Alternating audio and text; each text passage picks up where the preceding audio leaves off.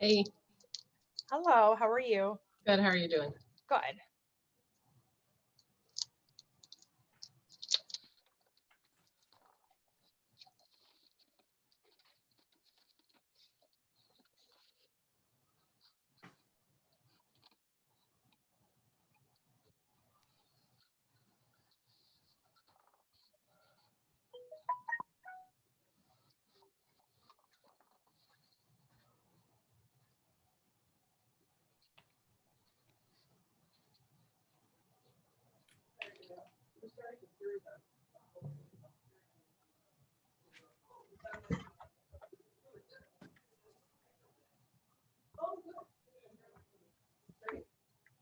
The link's on my calendar. Go to mine, find it.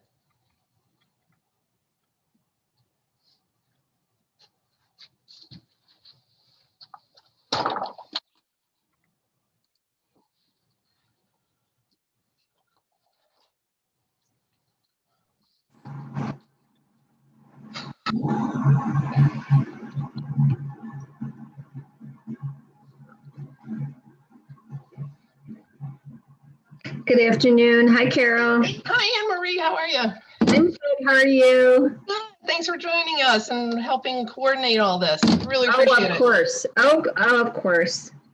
I'm excited for you to hear the doctor. He's amazing. Yeah, his credentials are impressive. Phew. Yes, I have one line. He has like four. Well, if you want, if you would like to introduce them, you're welcome to do so. I actually don't have it in front of me, so go ahead. That's fine. Okay. All right. I'm not going into a lot of the credentials, but Yep. hi, everyone. Welcome. We're going to start in a few more minutes, so get yourself comfortable.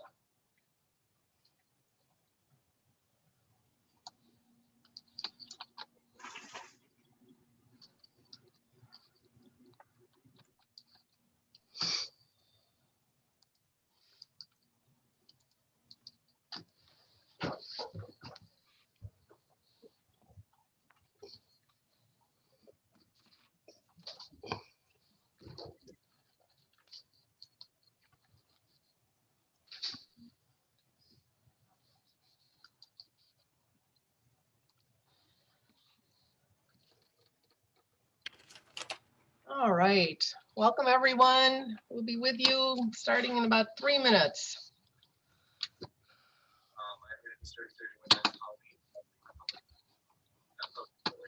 Which I feel is something ridiculous, but I started in March last year, and I still didn't finish everything that time.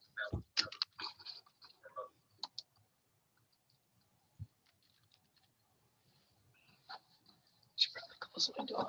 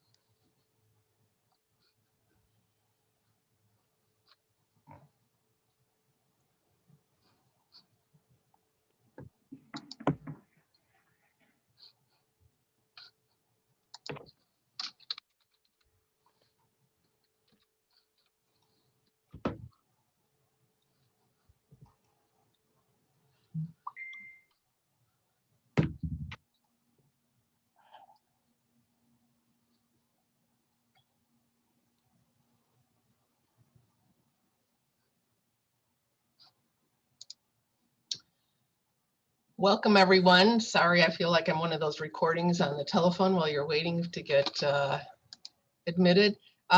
We'll start in just a couple of minutes. We've got a full house coming in today, so glad you could be with us.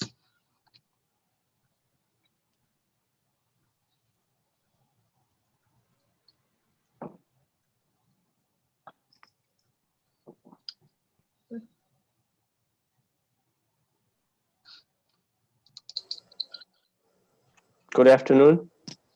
Hi, Dr. Pandya. Thank you for joining us today. Our screen is shared, so you're able to bring up your presentation when it's convenient for you. We'll get started in just a couple of minutes.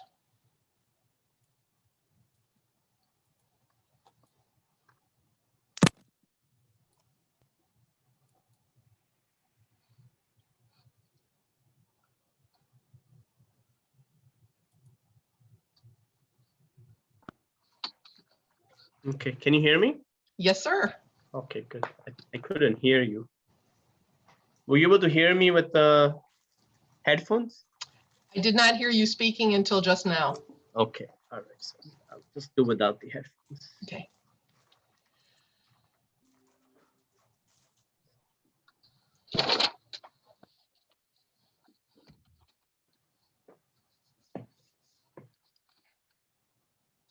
All right, folks, my computer says 4 o'clock, so we're going to go ahead and get started. My name is Carol Gieske, and I'm President and CEO of the Elgin Area Chamber. Thank you for joining us today in this first of a series of 5 of well-being seminars, thanks to the generosity of Northwestern Medicine and Anne-Marie Bianchi.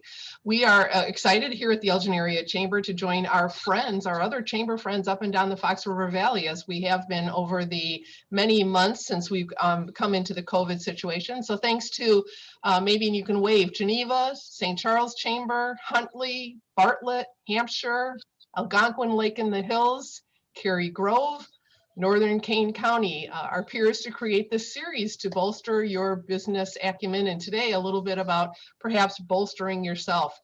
I just want to thank so much Anne-Marie Bianchi with the Northwestern Medicine and Dr. Pandya for today's presentation, a holistic approach to heal from within. We are expecting more people to be coming in, but before we get started, we're going to mute all of you except the doctor and Anne-Marie, and go ahead and get started with today's presentation. It is being recorded, and we will be sharing this up and down the Fox River Valley with the different chambers. So How do I make this quieter? if you didn't catch this, then we will have this available to you from a recording standpoint. So Anne-Marie, thank you so much again from Northwestern Medicine for your role in all of this. My face is gone. Appreciate your coordinating this Back from screen. a perspective of the hospital, reaching up and down the Fox River Valley. And Dr. Pandya, thank you for being with us today. Dr. Pandya is with Northwestern Medicine. He's an interventional neurologist working on integrative stroke neurology and neurocritical care. There's a mouthful. I don't think I said it well. I apologize, but we're so pleased that you could be with us here today. And I'll turn it over to you, Dr. Pandya. Thank you very much. Let me just share my screen. Don't grab. Can everyone see my screen? Yes, sir. Yeah, and hear me okay? Looks good. Excellent. Did you want me to get started? Please, if you would. Thank you very much for the invitation. I'm excited to talk about a topic that I'm really None of this stuff passionate about. pertains to me. Holistic approach to heal from within. It's what it's about. All right, good.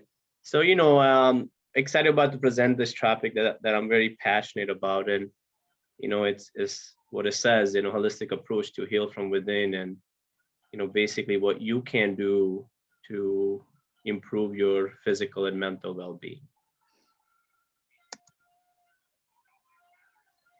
And, I'll start out with this quotes which I commonly use in my practice because, this is something that I really believe in, and I really present it with passion, and it's kind of what I will try to do today. And I'm hoping that you won't be able to resist and will make changes after this. Let me start out with a couple of patients, and then we'll get into the talk. This is a patient of CS who's a 70-year-old male who has all the risk factors that you can think of, came in with the symptoms of stroke, has diabetes, high blood pressure, increased cholesterol, obesity, and atrial fibrillation, irregular heartbeat of the heart. He weighed 275 pounds. His body mass index, which is an indicator of your height and weight, is 37.3. Normal is around 24, 25. His waist size is 62. His hemoglobin A1C, which is a marker for diabetes, is 6.3. He has a high blood pressure with on 5 different medications, and he's had no lifestyle. He's not made any lifestyle changes when I was seeing him with the stroke symptoms. Another patient, MS, who's a 57-year-old, so younger gentleman, who also had a stroke involving the back part of the brain in what we call the brain stem, was found to have a significant narrowing of his basilar artery. This is a kind of the angiogram of his pictures, and you can see some significant narrowing here. You're barely seeing it fill.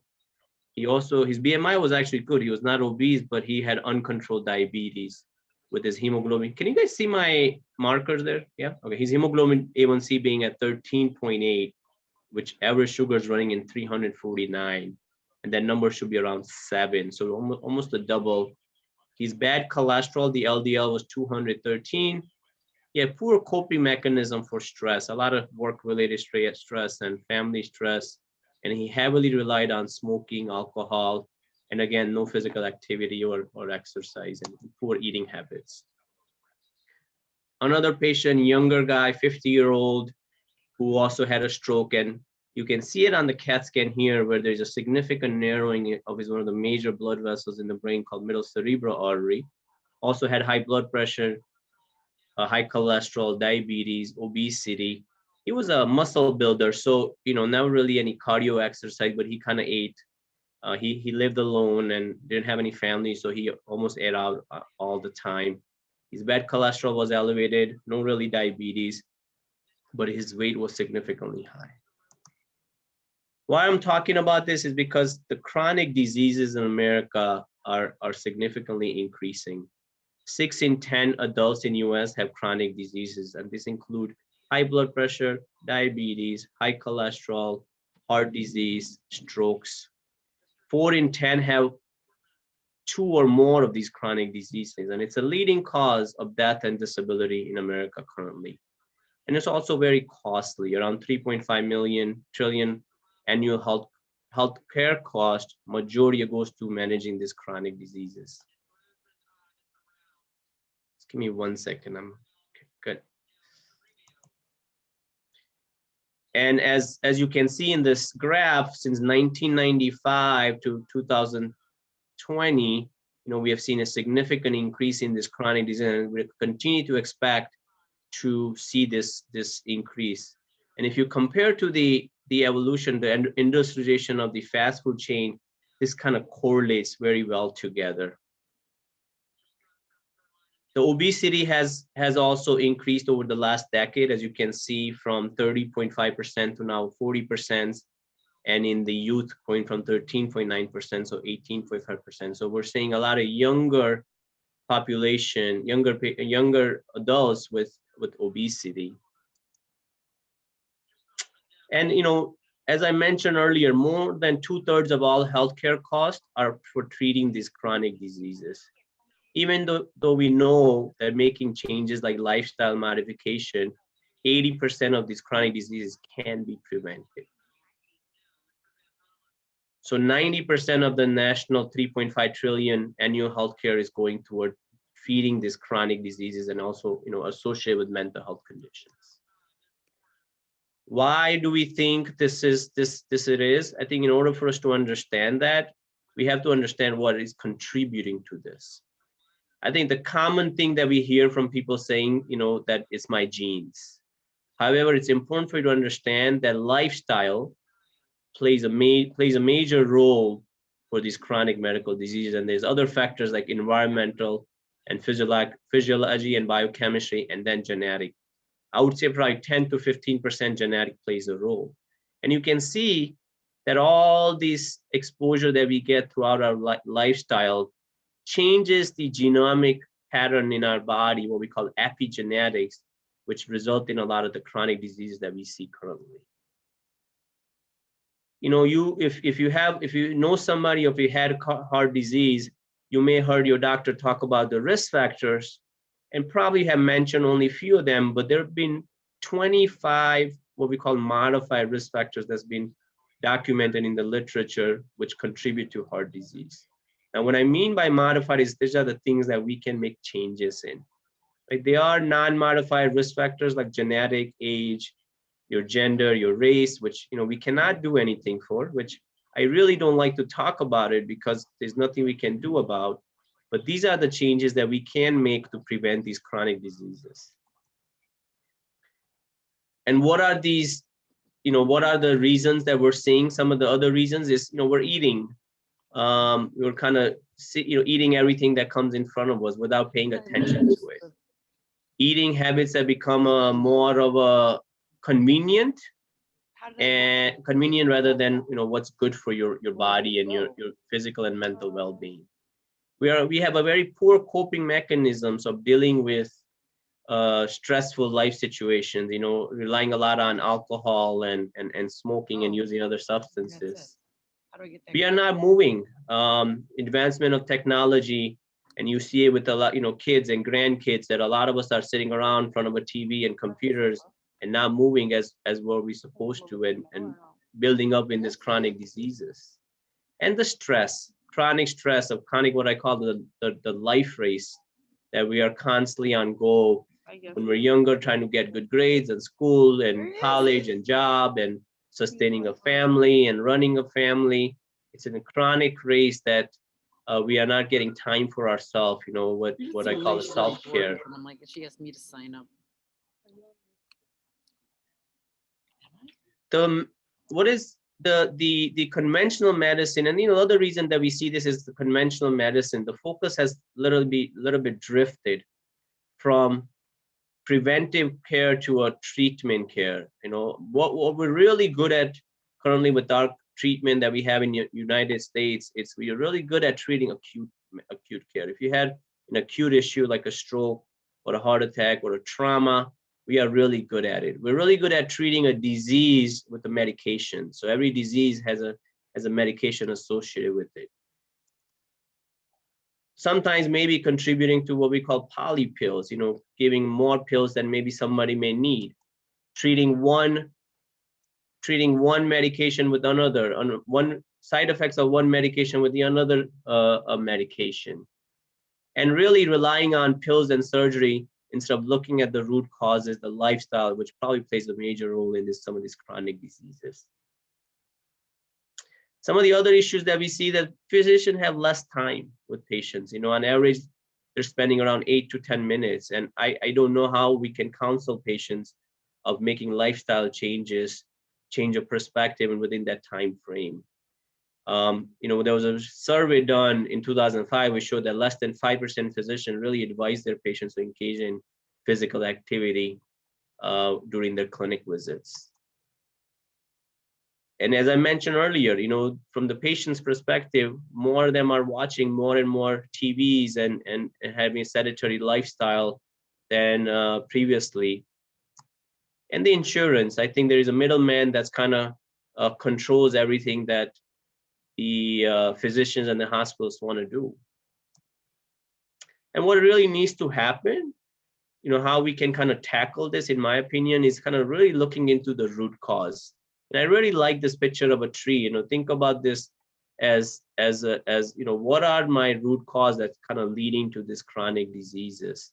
So if you think about a tree, you kind of have these roots, which are basically related to your nutrition, your physical activity, sleeping problems, environmental problems, energy system, spiritual and emotional and mental well-being, which kind of leads to this grown-up tree or grown-up human being. And depending on what these roots are, kind of results into what your organ systems and your body does for the rest of your life. So everything you do from the moment you're born till you die, it impacts your physical and mental being one way or the other. And again, every single component, ecological, social, physical, emotional, mental, spiritual, they all play a role on what happens to you, as you get older. What really needs is kind of that integrative approach, which kind of combines the conventional medicine, which are medications and surgery and treatments, to lifestyle and self-care, focusing on self-care, self-healing from within, as my title indicated, and bringing that complementary alternative healthcare. And this is kind of what I call the integrative health, bringing all these parameters together to treat the root cause, to really impact these chronic diseases that impacts many of your organs and systems in your body. And what is that integrated medicine really focuses on? And this is a nice way of remembering the goodness cure. the good is, having a good social connections with family and friends, a mental well-being, an emotional well-being, and spiritual health, which is basically foundation of eating better nutrition. So N for nutrition, E for exercise, S for sleep, and S for stress. We will talk, a little bit about each one of these as, on next few slides, but this is kind of the focus that you want to be building upon to create that self-healing, to prevent some of these chronic diseases from occurring, or even treating it if you have some of these diseases. Nutrition. I think, as I mentioned earlier, we have gone from nutrition being as an energy source and nutrition or food as a medicine to more of convenient and what's easier for us. Obviously, the industrialization of the fast food and evolution of the food industry has not really helped us, but it also has made things bad, when you look at your physical and mental well-being. So what are we, talking when we're talking about food? Every time I look, there is a new diet in the market, and it creates so much confusion for the consumers as well as physicians. But there's only few diets that has been really proven in the scientific literature to show benefit to prevent these chronic diseases as well as treat these chronic diseases. And it comes to the basic idea of what our grandparents kind of taught us, of eating whole food, homemade, home-based, and eating a lot of fruits and vegetables. So every diet that has been proven to be benefits really focuses on the plant-based components and the whole food components. And to make it very, very simple, eating fruits and vegetables as much as you can, usually 6 servings per day is recommended, whole grain, nuts and seeds, legumes, and really cutting down red meat in your consumption. A lot of time what we consider a Mediterranean diet, which is kind of what this pyramid indicates, where you should be eating on a daily basis, weekly basis, and a monthly basis. Anti-inflammatory food pyramid very correlates with this Mediterranean diet, where on a daily basis, you should be consuming plant-based products, including nuts, seeds, whole grains, and rarely you should be consuming, red meats of products. This is I cannot stress how important this is on how it impacts your day-to-day mental and physical well-being. So really focusing on that plant-based product and cutting down the animal products as much as you can. And also focusing on eating less processed food, relying on home-cooked food, eating less of the fast food and the fried food, really relying on the whole food, plant-based at home on a routine basis. And as this quote says, let food be your medicine. And I've seen changes in a lot of my patients who made changes in there where we're treating diabetes, we're treating high blood pressure, where they're coming off the medication by making simple changes as eating better. Exercise, right? There are different components of exercise, and what works for you is what kind of gives you pleasure, right? There's a flexibility, strength building, cardiovascular, and neuromotor, which is basically yoga type of exercises. And what is recommended is usually doing it 30 minutes of a day or 150 minutes of a week of a moderate type of intensity. Right? And how do you know it's a moderate type of exercise? These are kind of the examples of what moderate exercise means. Walking briskly, so 3 miles per hour or faster, but not race walking. Water aerobics, bicycling slower than 10 miles per hour, tennis, playing tennis, or ballroom dancing, or even gardening is considered as a moderate intensity. A good way of knowing that is kind of calculate your maximum heart rate, which is usually 220 minus your age, and then take probably 50 to 60% of that. And that should be your heart rate when you're doing a moderate type of intensity. The other way of knowing that is if you're doing a moderate type of intensity, you shouldn't be short of breath when you're breathing, but you should be short of breath when you're trying to talk. So that's the other way of gauging of, I know if you are doing it enough moderate intensity. Where rigorous intensity, which is recommended around 120 minutes per week because you're doing vigorous, is more where your heart rate goes up to 70 to 80%, and you actually are short of breath when you are doing the moderate intensity. The 150 minutes of moderate is a minimum that is required. That's when we have seen differences in these chronic diseases in your mental and physical well-being. But the nice thing about exercise, the more you do, the better it is. And there is no really a maximum limit, and it's very safe long as you're listening to your body and paying attention to on your body to make sure that it's not causing pain or irritations. And nowadays there are a lot of online programs that are available. I've commonly get complaints about patients that the gyms are not open or they don't feel safe going to the gym because of the COVID-19. But there are now enough online programs on YouTube as well as websites that are offered for free that actually you can utilize to do a home exercise programs. If you're having difficulty ambulating, there are also programs that you can do while sitting on a chair. So there are many options available which we didn't have it available before.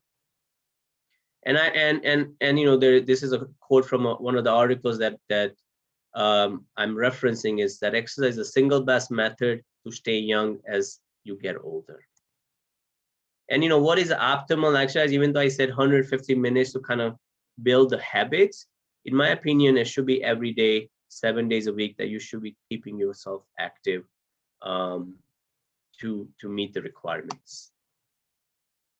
And these are a couple of cartoons. What fits your busy schedule better? Exercising 1 hour a day or being dead 24 hours a day? To prevent a heart attack, take 1 aspirin every day, take it out for a run, then take it to the gym and take it for a bike ride. Again, stressing the importance of physical activity on a routine basis. The other components that I think a lot of us don't really think about is stress and mental health. As I mentioned earlier, the life race that we live in, there are many factors that kind of build up this chronic stress for most of the people. That we have very poor coping mechanism for many reasons. One, that we've never learned about these coping mechanisms. Or second, we just don't have time. We don't have time for self-care to really think about this stress and mental, and we just kind of let it go and live the life as it comes. But I think it's important to kind of, when you think about your physical and mental well-being, is really focus on this stress and mental health, because indirectly they have shown to impact these chronic medical conditions. And this includes heart attacks, high blood pressure, high cholesterol, diabetes, and strokes. They have been all kind of related to having chronic stress or untreated mental health conditions, right? There are so many ways you can find coping mechanisms. There's simpler ways where you can do it yourself. There is help available that you can connect with somebody, but it's important for you to identify these and then identify this and make changes to improve them. And you may say, how would this impact my chronic diseases? Because chronic conditions, the way to think about it is you have two main autonomic systems in your body. One is what we call the sympathetic. The other one is called parasympathetic. The sympathetic is where you have the fight and flight response. So if you had a tiger come in front of you, your response is to fight and flight. And that's the system that releases the stress hormones, that increases your heart rate. You kind of feel palpitations, you feel sweatiness in your hands. It narrows your blood vessels, it increases your heart rate. Once in a while, having that system is very, very important. However, chronic sympathetic tone, which occurs when you have a chronic stress or mental health condition, can lead to elevated high blood pressure, narrowing of the blood vessels, elevated heart rate, more strain on your heart, and can lead to heart diseases. So that is the reason why it's important to really find those stressors and find the way to cope with it. What are some of the coping mechanisms? I think the couple of things that I already talked about are helps not only to prevent or treat these chronic diseases, but also help cope with stress and mental health, which includes nutrition. Again, the plant-based, whole food, cutting down the processed food as much as possible, and physical activity, whether you're doing a cardio, stretching, strength, or yoga, are a good way of coping with stress. It kind of takes your energy and mind away from the stress that you're suffering from. Some of the other therapies include talk therapy, whether you are talking to a family, friends, or seeing a therapist. Journaling, so writing, a gratitude journal is a great way of kind of appreciating life. Reading, music, nature, going out for a walk in the nature. It's difficult these days with the weather, but when the weather gets nice, it's a great way to kind of cope with some of the stressors that you have. Some of the other ways that you can get help with is biofeedback, guided imagery, what's called mindful-based stress reduction, healing touch, hypnosis, energy therapy, acupuncture, traditional Chinese medicine like massages, Tai Chi, Ayurveda, herb supplements. And what I really stress with my patients when I see them with stroke for recovery and prevention is kind of bringing that stillness to yourself. Either whether you do it through meditation, mindfulness, or prayers or yoga, bringing that calmness, which really helps you cope with the stress. And important to know that these coping mechanisms are not like our conventional medication where you take and you see an instant results. These are slower process, but powerful process, and gives you a sustainable results without any significant side effects. And sleep. I think all the things that I talked about, the food that we eat, the lack of physical activity and stress, all contribute to your sleep, to our sleep. Insomnia is very, very common. Sleep apnea is very, very common. This slide just focuses on how to kind of deal with insomnia.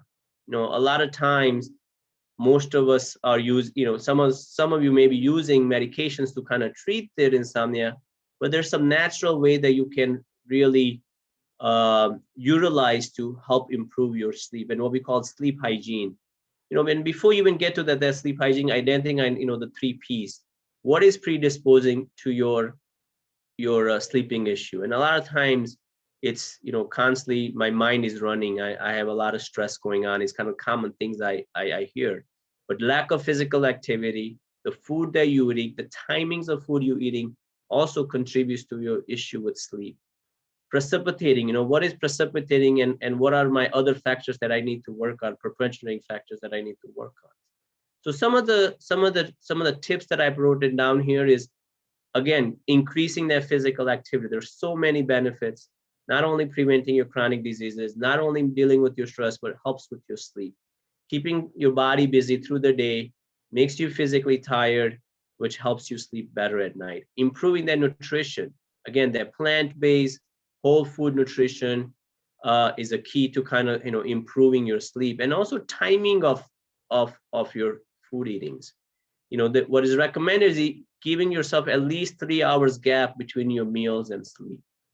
So eating, not eating right before you're going to sleep usually interacts with your physiology to a point where it's impacting your sleep. Setting a sleep routine and sticking with it.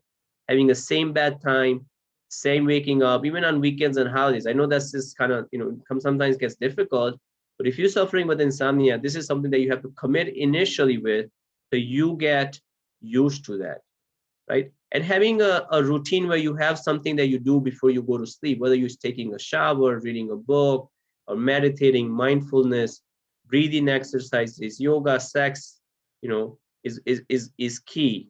A lot of our routine these days are watching TV, which actually is not recommended because stimulating or screen time can impact your sleep negatively. So recommendation is avoid watching TV before you go into sleep, especially in your bedroom. You should be only using the bedroom to sleep or sex, but for no other reasons. Avoid having a stimulating or emotionally intense conversation or watching scary movies before you go into sleep, because this kind of creates a stimulation in your mind, which impacts your sleeps. Improving the sleep environment. Make sure the rooms are darkened, cool, and quiet. The temperature is what is comfortable for you. Avoid going to sleep at different times, and really avoiding that caffeinated drink at night. Usual recommend is not to drink it after the noon. A lot of people are drinking during the night after dinners, which can really impact, including alcohol. Alcohol also impacts, your sleep latency, your sleep if you drink before you go to sleep. And some of the mind-body approaches, as already mentioned, like a meditation, mindfulness. Now, this only helps with managing the stress, but also helps improve your sleep. Yoga, Tai Chi, there's also cognitive behavior therapy that you can get it professionally done to really improve that sleep. There are also some herbs and supplements which can kind of bring that wholeness to your care. As you improve your nutrition, your physical activity, you find coping mechanism for the stress. There are supplements that you can take which are natural, which can help cope with stress, have shown to improve sleep. I get this question as commonly, which supplement should I take? And my answer is always you don't want to put anything extra in your body that you do not need. You should be really focusing on those lifestyle and making changes from within, instead of relying on outside supplements. Now, the supplements help when you're not living that, the optimal lifestyle. The supplements can contribute, just like the other conventional medication can also contribute to improve your health. So green tea, chamomile tea, mint tea, and these are all non-caffeinated, thyme tea, lemon, they all have different benefits. Some of the herbs that you can use in your foods, cardamom, turmeric, black pepper, rosemary, sage. So get creative with your food habits, add some herbs and supplements, increase your fruits and vegetables, nuts and seeds in your diet, which has all shown to kind of reduce that inflammation that builds up from all these lifestyle factors. Going back to our patients, CS, if you remember him, he's the one who had a weight of 275 pounds, waist size of 62. After we worked with him for a couple of years, and again, what I mentioned earlier, it's a slow process. You have to trust the process. His weight has come down to 266 pounds. His body mass index has gone from 37 to 27.9. Hemoglobin A1C has come down. His waist size gone down to 38. And more importantly, he's coming down on his anti-hypertension, blood pressure medication now to 3 compared to 5 before. Just doing simple things as we talked about, eating better, exercising, and coping with his stress. If you remember MS, who had the stroke involving the brainstem with the narrowing in the basilar artery, now you can see an improvement as he made changes, and he quit smoking and alcohol, and he found better ways of coping. He became a daily meditator and yoga practitioner. His hemoglobin A1C halved from within a year, from 13.8 to 7.8, and his bad cholesterol went from 213 to 106. Still not at optimal where we want, but we have made significant progress in the care. And more importantly, seeing this reversal of this narrowing in the brain was a very, very rewarding for him as well for us to continue with this. And I don't want to say that this was only related to a lifestyle medication, but it's an integrative approach. We had a lifestyle modification, conventional medications, as well as herbs and supplements that kind of helped him get through this. And then HF, our 50-year-old guy who had that narrowing of the middle cerebral artery, his cholesterol went down to normal. His hemoglobin A1C remained sustained. His weight, he lost 30 pounds since he started this. And he also started seeing a reversal of his narrowing. And you can kind of appreciate in this, where there is a narrowing here, now you can see a normal caliber of the middle cerebral artery. So in conclusion, I think the important one thing that you want to remember is that the to treat or prevent chronic disease is a partnership between you and your physician. But I really, really believe that 70–80% is what you do on a daily basis that plays a role. Just like this quote says that only I can change my life, no one can do it for me. So it's important for you to educate yourself and make small, sustainable changes as you move forward. And I'll leave you with a couple of these quotes. This was a quote by Thomas Edison. The doctor of the future will give no medicine, but will interest her or his patients in the care for the human frame, in the proper diet, and in the cause of prevention of disease. I think it's a very powerful quote that was written in between 1847 and 1931. And as Abraham Lincoln said, do not worry, eat 3 square meals a day, say your prayers, be courteous to your creditors. So socializing is very important. keep your digestion good, exercise, go slow and easy. Maybe there are other things your special case requires to make you happy, but my friend, this is what I'd recommend. Thank you very much, and I'll take questions or in the chat or if you have any questions. We have time for a question. Does anyone have one they'd like to step forward?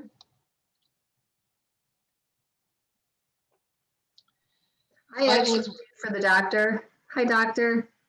I know that, you know, I have a twofold question. One is, do you think some of this treatment kind of care is being taught for young physicians that are going into the medical field?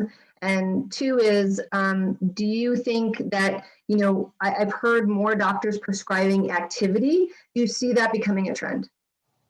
Yes, I think we're all seeing a trend of well-being, right? I think, you know, the newer generation, you know, the millennials are actually really involved with, you know, their mental and physical well-being, right? So I think we're definitely seeing a trend in the general population that I think more people are interested. Like, you know, this conference that you have created, I think it's fantastic to kind of do this for well-being, right? So there is definitely a interest from a community perspective. Going back to your question, whether this has been taught in the medical school, you know, I think it's changing. Okay, the trend is changing. Like, to give an example, Delnor has a family medicine residency program, and I know their resident director is very much into the lifestyle medicine, and he's actually doing integrative medicine fellowship as well. And I think their residents are learning to kind of approach patients as a holistic, not really just focus on medicinal treatment, right? Now that trend is not across the country. So they're hand-picked programs that are really focusing on this. But I'm hoping that next decades or two, as these things are evolving more, that this will change. I'll be honest that when I was in training, I did not learn all these things. These are things that I realized it as I was in my training that I needed to you know, include in my practice to provide that holistic care. And I think because of this community, and you know, I encourage everyone here to continue to discuss these lifestyle factors with your physicians.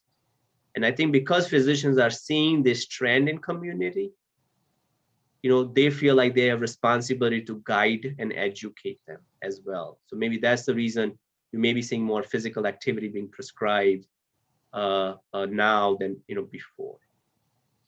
Dr. Pandya, thank you so much for your guidance today. It was really interesting. The goodness cured good, and the nutrition, exercise, sleep, stress really is some very basic information that all of us can walk away with today, supplemented by the expertise that you shared. We're grateful for you taking time out of your busy schedule today to be with us to kick off our wellness seminars that our chambers have come together to offer to the business community. So thanks to you folks. We know schedules are busy and time is tight, but thank you for taking a little bit of time for yourself today. We feel that it's very important that we focus not only on our businesses, but on ourselves so we can remain healthy as we continue to offer the services that you do through your business. To my colleagues up and down the Fox River Valley, thank you so much. And Anne Marie, thank you again for your support in bringing this forward for Northwestern Medicine. Next time we'll meet, we're going to talk with, let's see, Allison Johnson, who's going to talk about your mental health and well-being. And so join us next week for, again, another session. And thanks again for joining us. If you'd like to see this again or want to recommend this to any of your peers, your local chambers will have this recording. So stay well, everyone. Again, Dr. Pandya, thank you so much. We wish everyone well. Thank you. Thank you. Thank you very much. Have a good day.